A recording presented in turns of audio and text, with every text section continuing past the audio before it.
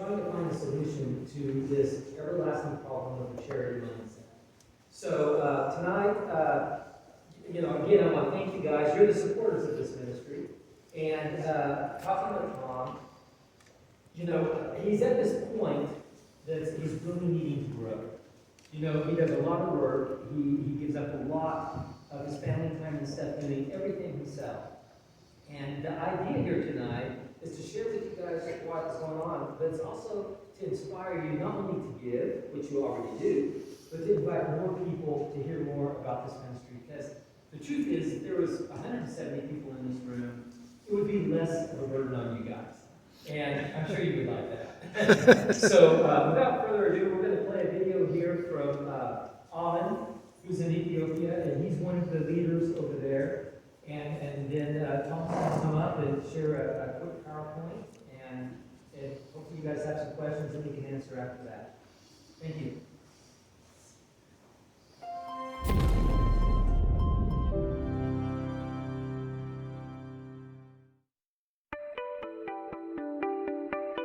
Hey everyone, my name is Amin. I'm an entrepreneur in Ethiopia and the catalytic leader for ECatalyst.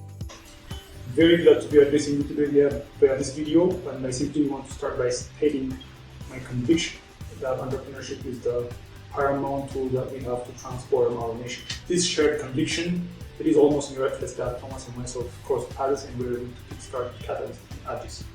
And as someone who's been in the entrepreneurial ecosystem of Addis Ababa for the past 5 years, I can tell you that there are a lot of bright, excellent and ambitious entrepreneurs in Addis who can do miracles for change if given a little guidance and encouragement. And this is what we are trying to do as ECatalyst, creating this collaborative, dynamic, and organic community and helping entrepreneurs support each other out. Let me give you an example of how this is transpiring in our first cohort as ECatalyst. For example, one of our entrepreneurs has landed an agreement with one of the largest TV networks in the nation. He's exploring partnerships with influencers right now who came to our cohort gathering as guests. Another entrepreneur who we thought was having a slow start happened to find 4 of his early customers in this cohort. He sells this furniture on credit services that turned out to have a lot of demand in Ethiopia. And those 4 early clients who are entrepreneurs themselves are helping him bring other clients to him. 2 other startups joining hands and are developing a fintech idea that actually is rooted in Ethiopia's traditional mutual saving culture, and they're trying to modernize that.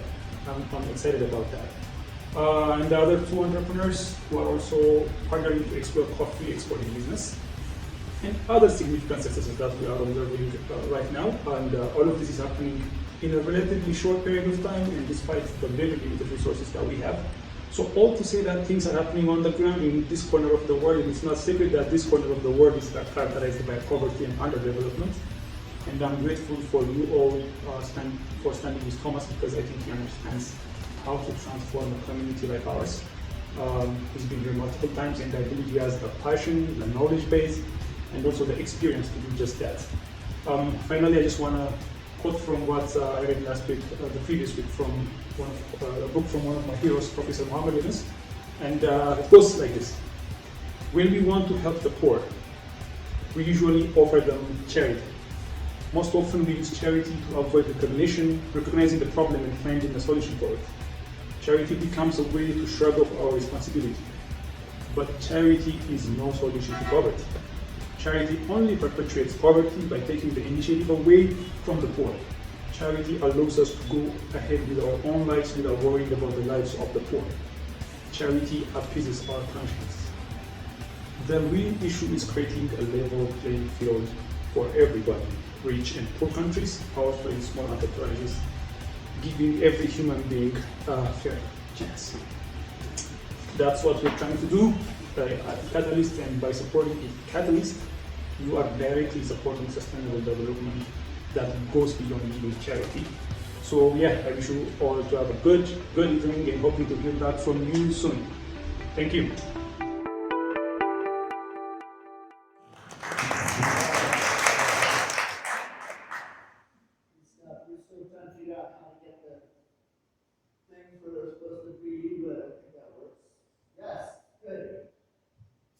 Guys, thank you so much. Thank you, Jason, for being a part of this and being just helping put all this together. showed me a lot about the balance between, I don't know, relationship and vision and fundraising and all the pieces that go into that. I really appreciate it, Jason. Thank you very much. And guys, most of my board is here as well. John and Dan and oh my gosh, what's your name? Jim. And Kate is here. So guys, thank you. You guys, really, everybody in this room, you guys have all done so many things for me personally, and for ECatalyst in general. So I want to share this stuff with you guys primarily because this is stuff that's on my heart. This is the stuff that has meant so much to me. This is stuff I gave up a career for. I've poured 2 years of blood, sweat, and tears into this process, and it has been difficult, but at the same time, it is so worth it because it means something here. And it's hard to even understand in the sense that we've been going at this for 2 years, and in some ways we're just getting started. We're just at the starting line of the thing that we've been talking about all along. We've been talking about the idea of creating sustainable business development. That means not just creating sustainable businesses, but creating the sustainable engine of business creation. And that's part of what we talked about from the very beginning. We've been trying all sorts of different things over the last couple of years in several different places. I'll tell you a little bit about that. But we're just now kind of at the starting point of really being able to launch into something that we've been dreaming about all along. So we've been in the last couple of years, before I tell you about what we're going to do, I'll tell you a little bit about where we've been. We've been in 5 different places altogether. We've been in Manipur, we've been in 2 places in Kigali, or in Rwanda, Kigali, and Byumba. We've been in Aurora, Colorado with Jim, who's been with Belay Enterprises. We've been helping entrepreneurs up there in Aurora. And now, most recently, we've been in Ethiopia. And a lot of this has been learning. We've also been looking at Uganda and Beirut as 2 different places that we'd still like to go. But before we get there, we need to know that we've got the model that really works. And we are, like I said, on the precipice of making sure that this actually does happen. So, my core started back in 2021, summer of 2021. We did an online cohort. We were working through some of the programming. We couldn't get there though because of COVID. Yay. But we had about 25 entrepreneurs that were going through this program. It was fantastic. We learned a ton just doing this online. Then we moved over to Rwanda, particularly Kigali, which is the capital city. We did a number of programs there. We've got 2 different cohorts going there, probably about 50 entrepreneurs, and another 150 entrepreneurs up in Byumba. So we've been working with almost 300 entrepreneurs over the course of the last 2 years. And that's all without really starting. So we've already got 300 entrepreneurs, and we've got almost $34,000 worth of loans out to different entrepreneurs. So it has been a fantastic process. But we're still just beginning. And then in January of this year, we started up in Addis. And Addis has become sort of a turning point. Because in some ways, a lot of what we were trying money for, what we were testing out in Byumba and Kigali, both of which we really worked with the Anglican Church, so we were trying out this whole process of developing entrepreneurs. But in a lot of ways, because we were working with the church, it really had sort of an NGO feel. It had a nonprofit mindset. And part of what I've been pushing for from the very beginning is that if we're really going to do this, we need to do this sustainably. And sustainability means being able to have the process itself be able to survive on its own once we've left. So having some point in the future where we can pull out and it keeps going. That's what makes things sustainable. Okay? So, Addis has got a number of things going for it. First of all, we've got a great cohort there. This cohort, anyway, this cohort has been together since January of this year, so they've been meeting, 11 months now. They still are continuing to grow businesses. We've got a number of businesses. I'll show you a couple of the things that are coming out of this. But it's exciting not only to see the businesses that are coming out, but to see the interactions that are going on between them. these guys really like each other. They're developing a community of businesses, which is fantastic. And this guy right here, this is Amin, the guy that just saw. Amin has become a key part of this entire process. He's developing a team around him, and I believe that Amin is the kind of guy that can really make it work. So I'm excited about him. So there are a number of challenges in Ethiopia, including 19% unemployment rate. It's huge. 59% of that unemployment is people under 25. So this is a lot of young people, and yet 150,000 students are graduating from universities every single year. And they're graduating into nothing. They don't have any opportunities. They want things. We've got a great ECatalyst team. The government has really begun to develop a lot of entrepreneurial programs, which are almost all entirely for microbusiness, small home farms.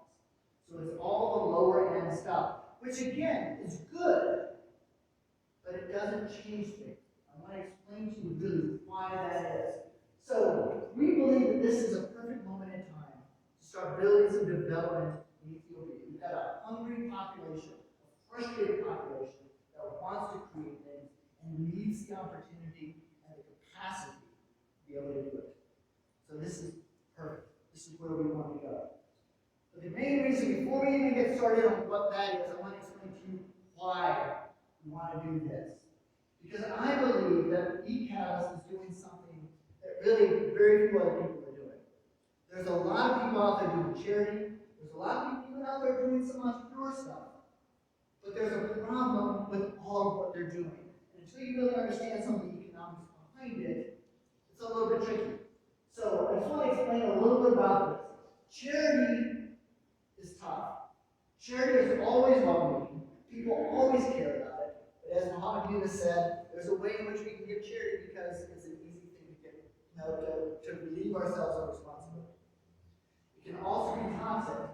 There's some great stories in, if you ever read When Helping Hearts. How many people read When Helping Hearts? Okay, so a number of people read When Helping Hearts. When Helping Hearts really talks about the idea that charity can oftentimes disrupt economies and put people out of business. Like the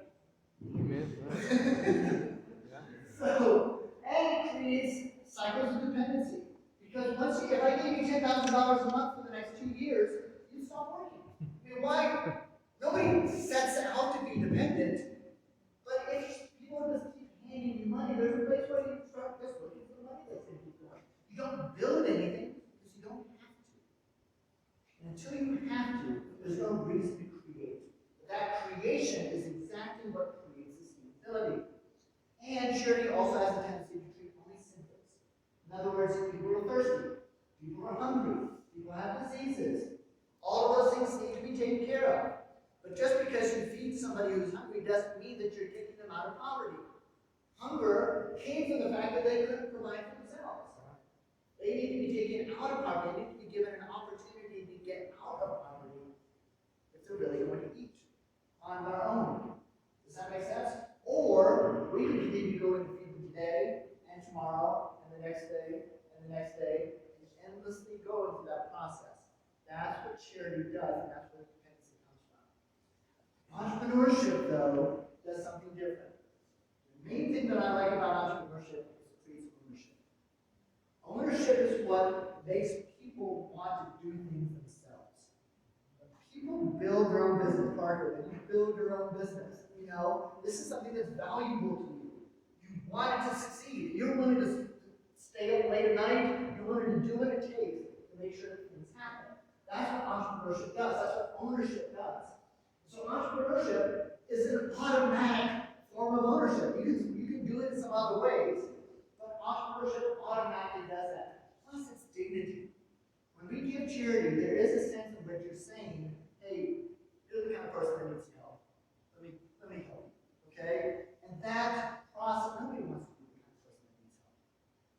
Everybody wants to be the kind of person that can take care of themselves. And dignity is about owning your own solutions to your own problems. So, the problem though is that it's not enough just to create some businesses. There's underlying economic issues that prevent growth. And until we figure out what to do with those issues, we're not really solving poverty.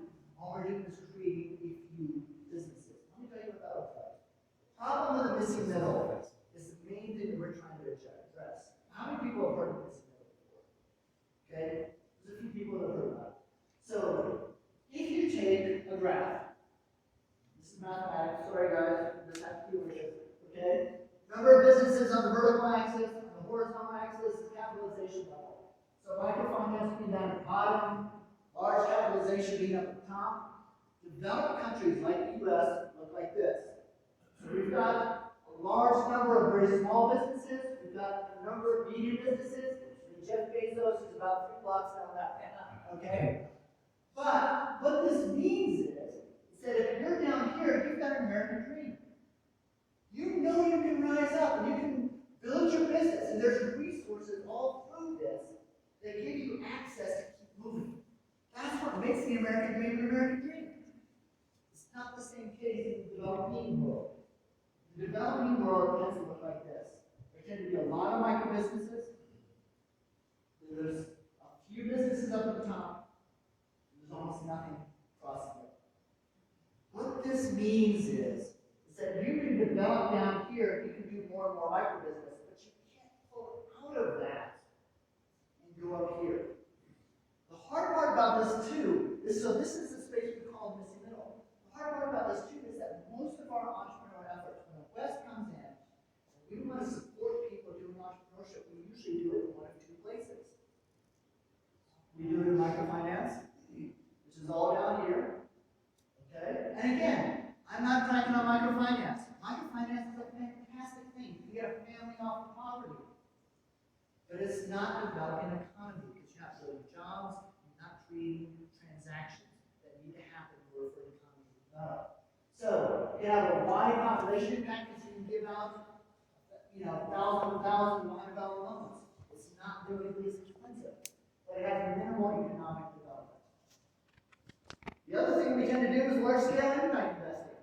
So we come in and we help people who are already building a $200,000 business. We give them another $500,000 loan so they can go up to a couple million. That's great. Again, it has a huge economic impact, but the population that is actually building these kind of businesses are usually the ones that already came from resources. Because they would have been able to get there, they didn't have some level of resource in the first place. And what winds up happening is we wind up still stuck in this place in this middle. And this is what we need to solve. We're going to talk about solving poverty, not just treating symptoms of poverty, not just building some businesses, but solving poverty. We need to be able to create economic growth across the entire spectrum so the developing world becomes developed. Does this make sense? Yeah. This is the kind of thing that we want to create. And this is what ECatalyst has been looking at, what we've been looking at, trying to figure out how do we do this? How do we do this well? And part of what we've been bringing into this is the idea of ecosystems. So an ecosystem in nature for a fox needs all sorts of different things. He needs other foxes, he needs water, places to hide, hunting grounds, even predators keep a fox smart. Okay? If you have a deer that doesn't have any wolves in Colorado Springs, the deer can go anywhere it wants to, right? As soon as you bring in wolves, as soon as you bring in predators, they've got to think a little bit. So entrepreneurs are the same way. They need mentors, they need customers, they need markets, they need other entrepreneurs, they need competition to keep them smart, keep them thinking about how do they do things better. All of these pieces make entrepreneurship successful. When you do this, what you start developing is local leadership. It's not us coming in and doing something for them. It's them rising up and saying, all right, these are our problems, we're going to take care of this. I want to solve this because I want to solve my own problems. It becomes locally owned. It becomes community driven. Because the entire community starts getting involved. And most of all, there's a density of opportunity. Density of opportunity means that when every person has a sense that I've got an idea, I know what to do in order to turn that idea into a business. Whether I do or not, I know how to do it, and I know I have the opportunity to do it, then we've got a density of opportunity. We have that in the US. They don't have that over there. And that's what needs to change. So when we can start creating environments where entrepreneurs can begin to thrive on their own, we can start changing the way the economy works in that environment. And that's what solves poverty. Just to give you a picture, so this is what we mean by transition transforming communities through their entrepreneurs. It's about building businesses. It's about the individual entrepreneurs, but it's more than that. It's about all the entrepreneurs and the entire environment in which entrepreneurship operates. Just to give you a quick model, this is a model done by Endeavor Insights. They took Buenos Aires back in 1990. There were about 11 tech businesses that all started working together a little bit. I mean, just a little bit. They started connecting here, there, elsewhere. But over the next 5 or 6 years, you start getting a lot more. You start developing more contacts with inspiration, founders, former employees spinning off, investments being made between businesses. Within a few more years, it starts looking like this. 15 years later, you have this kind of environment. Well, what gets me excited about this is this means that any entrepreneur can walk into the middle of this and say, wow, these guys know how to do this. It's possible. I can take my idea. I can make my idea into a business. I can start creating something. And now it becomes self-perpetuating growth. That's where this really exciting. And this is what we're trying to do now. So, the way we do it right now, we've been working on phase 1 in Ethiopia. We've established leadership. We've got some great leaders there. We also have the first cohort. Phase 2, we really want in quarter 2 to get started developing more entrepreneurial cohorts. So we want to start working with universities. There's a co-working space that we want to develop. There's some governmental spaces that we want to do. But we want to start developing multiple cohorts that then get interconnected and developing inwards as they start getting traction. So we're spreading the ideas of growth orientation wide, while at the same time giving opportunity for those who really gain traction. Phase 3 would be become a bunch of businesses and connecting ecosystems not only to each other, but outwards. And then phase 4, we really want to start pulling back. If they are doing this in a way that they're owning, if our leaders are really taking it on and saying, this is my business, I'm going to run this thing, then there's going to be a point where we won't have to be there anymore. And that is what we want to take, not just here, but we want to take to Rwanda, we want to take to Lebanon, we want to be able to take to other places as well. That's what we're aiming at. And we believe that this is the kind of thing that we can see even in Ethiopia. 6 more businesses at a high level, 56 at loan. We've got a model that's worked out all of this stuff, but I really believe that this is possible. Even 216 other launched SMEs. So that would be ones that don't necessarily get a $25,000 loan, we can still get more. If we do that, and we're able to train 2,000 entrepreneurs, which would be an easy reach if we can get all the things done that we want to do. This could do, if we're aiming at around 5 jobs per business, 2,500 jobs. If every job impacts a family, we're talking about 12,500 or more lives impacted. And here's the thing, guys.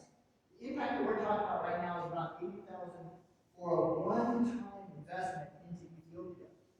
If we're doing 12,500 lives impacted for 80,000, that's less than $10 a life permanently. Not given today and then tomorrow and then the next day and then the next day. It means now and that's it. That's what we want to see created here. So I've got one more video here that I want to just insert you and hopefully we can understand it. There has been some problems with the audio. But I want to give you a picture. These are just a few of our entrepreneurs. Hallelujah, Nathaniel, and Rakik and Salamowit are all 3 in Ethiopia. And I just want to give you just a quick picture. This is a 3-minute video, just some of their pitches. So these are some of the pitches that they've done as they're beginning to develop their businesses.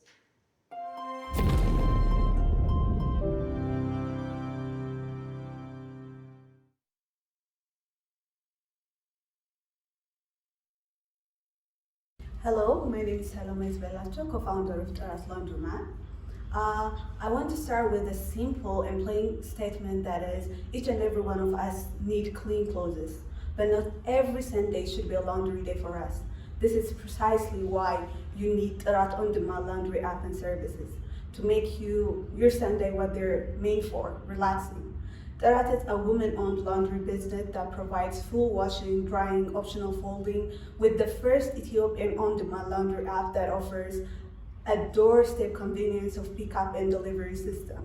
Our sleek and modern laundromat also gives back to our community by hiring low-income single moms. We have chosen our marketing area to be a communal living area, targeting bachelors with busy work that does not have space or the time to do their own laundry. Using a bottom-up business model from a total population of 42,140 residents of Jammu condominium, we have come up to understand that there are around 5,000 single living in studio apartment, and from that we can generate a revenue of around 2,500,000 per month. That will be around $50,000 per month. At last, even if we are in an ideal level, our vision is to be Ethiopia's first on-demand laundry app with option of self-operating laundry. It has a marketable identity in order to accommodate further expansion. After 2 years, we imagine a chain of laundromat in Addis Ababa with the hope of expanding to major cities in Ethiopia and build a household brand name. You guys catch what that was then? Do you understand it well enough? So it's essentially a DoorDash for laundry. Okay? You put in your app, you put in I got free loads, somebody shows up at your door, takes your laundry, washes it, folds it, brings it back to you. Yes. Yeah, we do one here. Greetings everyone, my name is Hallelujah and I'm going to tell you about our business, ECatalyst. In Ethiopia, when hearing the word investment, the low and middle class think it's overwhelming and unreachable.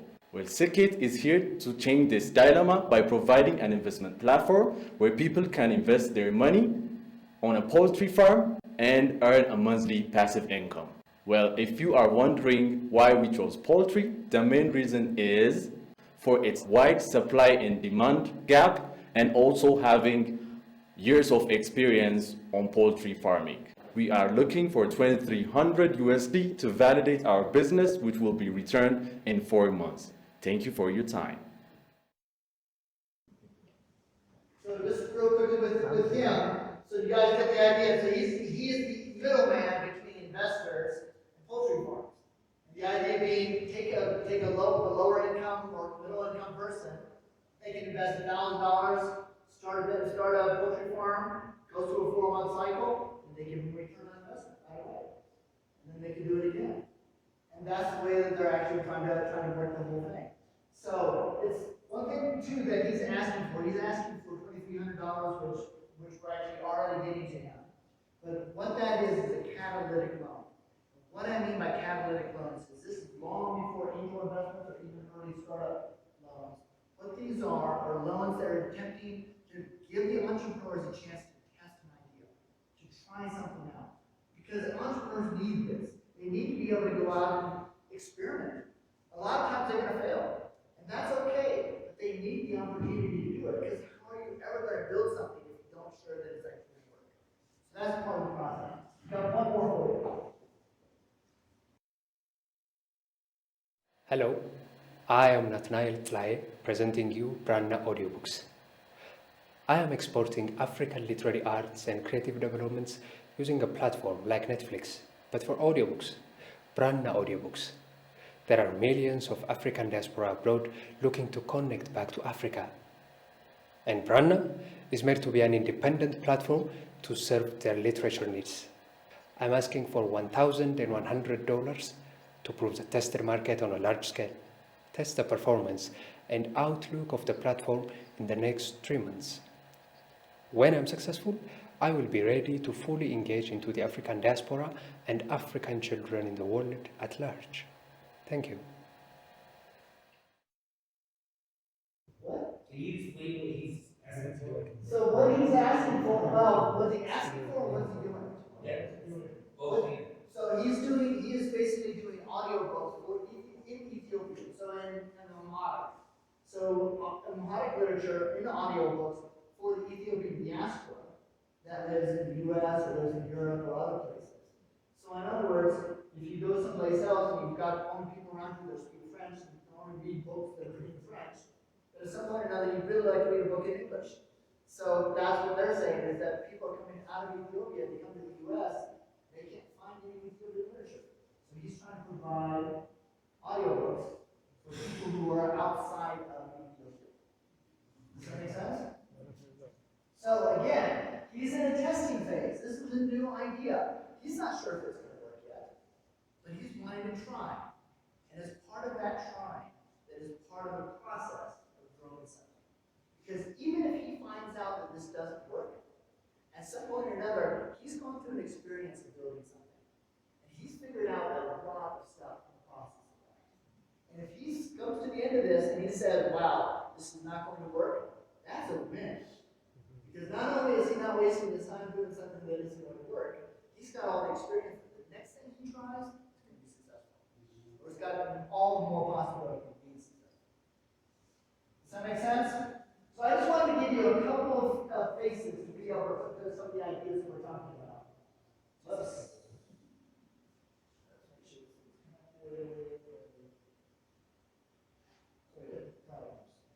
There we go. So just to give you a little bit of a picture, as opposed to a lot of other organizations, the thing that we're trying to focus on are two things. One is high economic impact, one is large population impact. There are a lot of charities that can do a large population impact over a wide scale without necessarily having economic impact. And then there's a number of organizations, including ECatalyst, which is one of the large incubators, accelerators in Ethiopia. They only work with post-revenue, so they can work with the very high end of businesses, or Endeavor Enterprises, and that one. All of these will tend to work on a very high level with a very few number of businesses. Part of what we're trying to say is we want to work with a large number of people and help a lot of people be able to move up into growth organizations and developing economy impacting businesses. Does this make sense? So we're just trying to put those in. That's what ECatalyst is really trying to focus on, is both the high economic impact and the large population. And we want to do this in a way that has kingdom impact. The way that we do this really is talking about, first of all, equipping believers. So we want to be able to work with entrepreneurs no matter whether they're Christian or non-Christian. We want to do that as Christians, coming in a way that impacts the people who are going to influence the market. So we want to have impact even before they get to the market and start changing beginning to introduce them to the gospel in a way that actually changes how they do business. So we're equipping believers to do that, and then we're creating platforms and opportunities for redemptive relationship. So that within these cohorts, there are times we can talk about faith. There's times that we can talk about what it is that drives us. And we can give the opportunity for believers to really be able to share their faith. Finally, raising the reputation for believers in the marketplace. In other words, when Christians get to a point where other people look at us and say, man, those Christians, they really love us. That's a powerful thing. We've kind of lost some of that even here in the U.S. Imagine that was happening in Lebanon. Imagine that was happening in Egypt. Where the Christians had a reputation of being the kind of people that really love, that really care, that have the capacity and the passion to make life better for everyone. That's a powerful thing. That's what we want to start doing. So, what that means on financial levels is that we're going to look at two different kinds of capital. One is $80,000 we need in terms of investment capital. This is for Ethiopia. This is for Ethiopian getting that business up and going.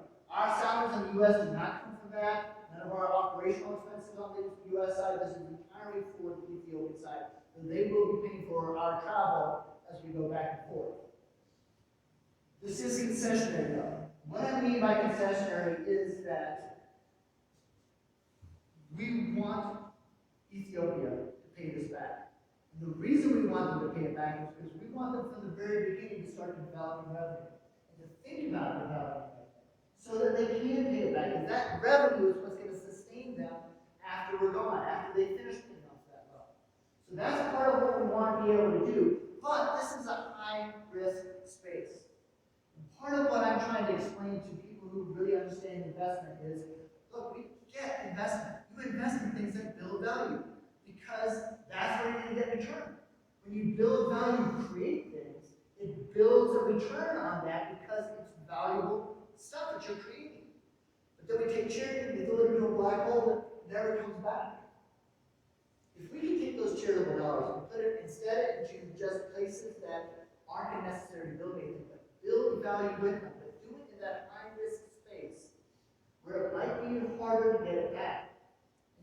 But in some sense, because it's charitable dollars, it doesn't need to come back. That's where we want to say, build a value with your charitable dollars in the same way that you build value in investment dollars. That's what we're really trying to do.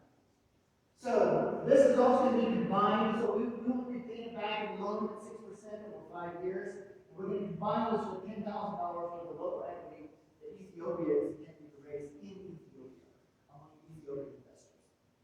The other thing that we need though too is for our 501c3 here is going to be the support organization that helps all of the for-profits there. And in order to be able to make a 5-year commitment to Ethiopia, my board, thank you guys very much, has said that we need to actually raise a full year's worth of expenses here. This is a bare bones expense, but it's enough to keep us going. So that's what we're looking for right now. So these are our needs. We're not making an ask right now. I'm just trying to put it out there because this is what we're looking for. So, questions? Thoughts? This in the middle.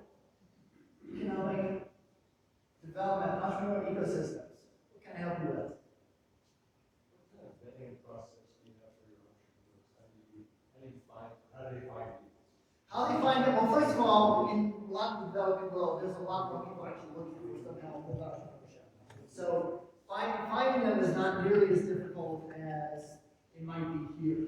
But that being said, part of the vetting process is that we do it by prerequisites.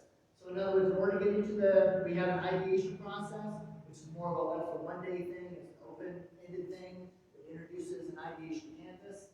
But in order to be able to get into the first cohort, you have to have a canvas. You have to at least have an idea. You have to make a commitment. Once you get through the first 10 weeks, there's a 10-week validation process. To get past that, you have to be able to do an ideation pitch. Once you've done an ideation pitch, then you can get into commercialization, which is then going to be where you can actually get it up. So there it is. What? It's kind of like a Christian Shark Tank, exactly. So in other words, you've got to be able, you've got to show the development that you're making in order to be able to pass to the next stage. And you have to get through 2 of those in order to get to the access to loan funds. So by that point, we're assuming that they've already got an idea that it's probably going to work, or it's at least worth testing. At which point you can give them a loan and go test it. Does that answer your question?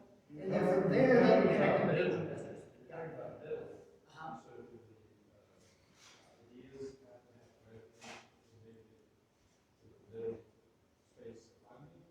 Yes. Are they all sharp? Most of the ideas that we're working right now, what we're trying to do is fill the space between ideation and angel investment. So that's really the kind of space that we're looking for. There's a lot of people that are working from angel investing on, and there's a lot of people working down at the micro business level as we talked about. There's not that many people who are helping to provide that pathway across that gap. And that's what we're really trying to do, is figure out how do we help get people past that gap. Now, if we work with 5 cohorts, each of which, 5 cohorts, each of which have 20 people in them, we got 100 people, we're still only thinking that we may get 5 or 10 businesses out of that. That's not necessarily unreasonable. But we've also got 90 to 95 people who've been exposed to ideas about how to start building a business. And they may be going home and thinking about it more, coming back into a cohort later on, or otherwise working on their businesses on their own. So by having some people that succeed and move forward with all of that, it draws the entire community because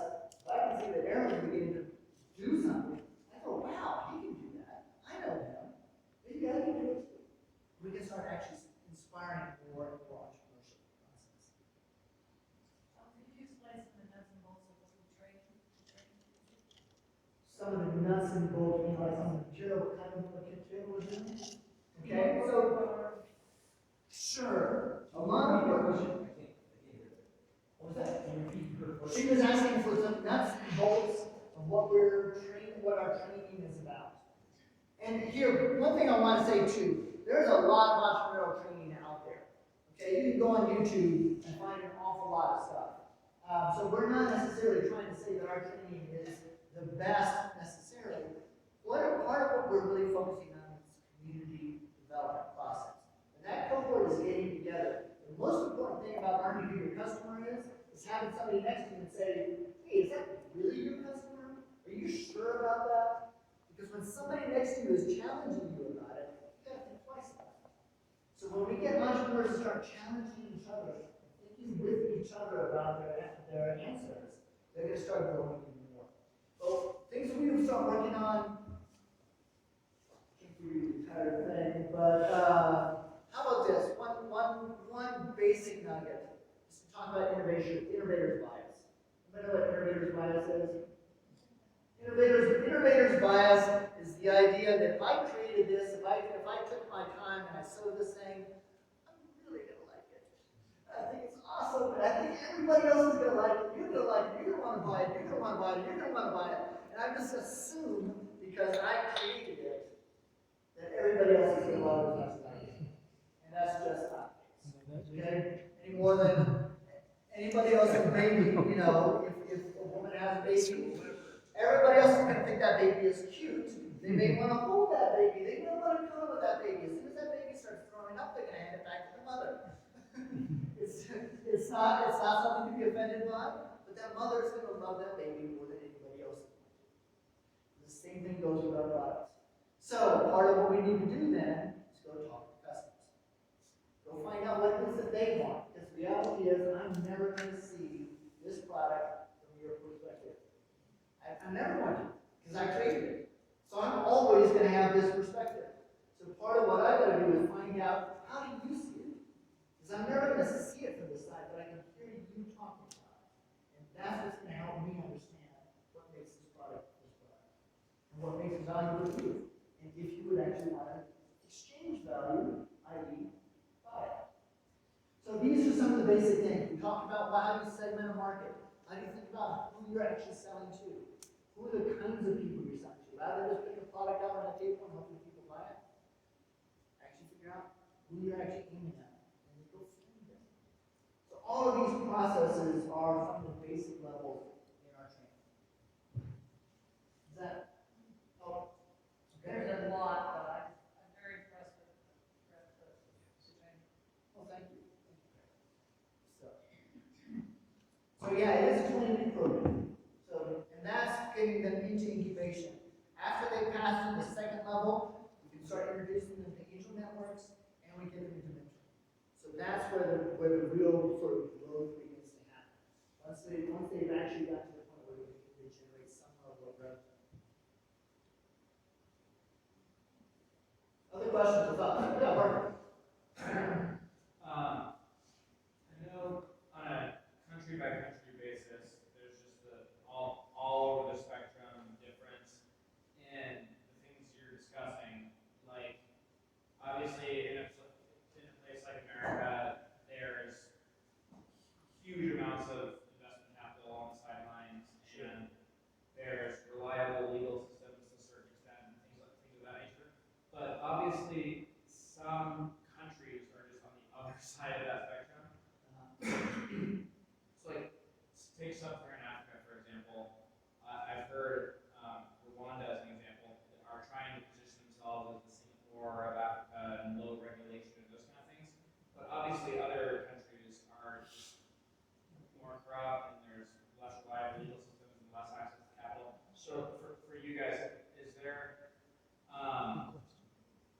are you like how do you determine which countries to go into and which ones, even which countries and environments are there certain times where it's a really challenging place to go in anyway, and just kind of like how do you kind of navigate that? That's a great question, and that would be, we could talk about all how many countries are there? Yeah.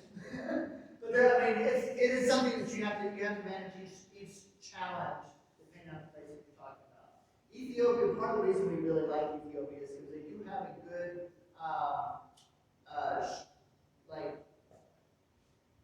ownership share set of laws, so that you actually can take an ownership share in another business and actually get some reasonable assurance that you're going to get some revenue out of that process. That's one of the things. One of the things that, the other thing that I really like about Ethiopia as far as the government's concerned, is the government really is a reformist government. I mean, it may not seem like that. There's a civil war that is still happening up in the north, which is really, really difficult. That's one of the challenges that we got to deal with. There's some monetary policy that's still going to be very difficult. But in each one of these situations, we got to figure out how do we help people anyway. Now, there are going to be certain situations where we're just not going to be able to. In the Congo right now, it might be very, very difficult to get in there because the government can walk in and take business from you. Nobody wants to go to business in that kind of environment. So we need to have at least a level of justice. This is where things like International Justice Mission and other organizations, educational organizations, are all part of this whole process. You can't start building a business or even understand some of these concepts if you haven't been educated.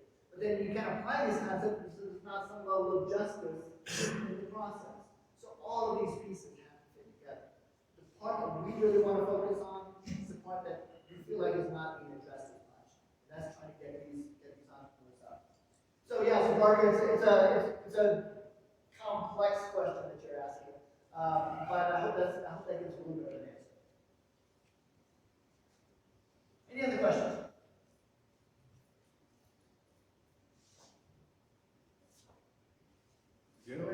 All right, cool. All right, yeah. Well, I'm the closer. I just wanted to say thanks for coming tonight, and I had a chance to know Thomas for, I guess, probably a year and a half now or something. And what's been great about him is he literally eats and sleeps and breathes this stuff. Every time I talk with him, he's telling me, hey, you gotta hear about this new entrepreneur I've got over here. It's amazing what's happening in this system. We're changing the ecosystem. The missing middle, I've heard him talk about the missing middle a lot. And my wife Kimberly and I had a chance to had a kind of unique opportunity to participate in helping an entrepreneur named Honorine in Rwanda as a part of ECatalyst. So thanks for that opportunity. And the phrase that stuck in my mind was redemptive business. I love that concept because all of this is God's work, right? I mean, all of creation, all truth is God's truth. And so how can we take that and really try to redeem some of the parts of business that are unjust, that oppress, that don't help advance, what I think human flourishing should be about. So anyway, thanks for coming and taking time to be a part of this. I'm not really a closer. There's no official ask, so you can breathe easily. But if you do want to participate, you know where to go. And like he said, probably the best thing to do is just to invite some friends to get involved and learn more about this and see what God does. So thanks for being here. And with that, we're done. So you're dismissed.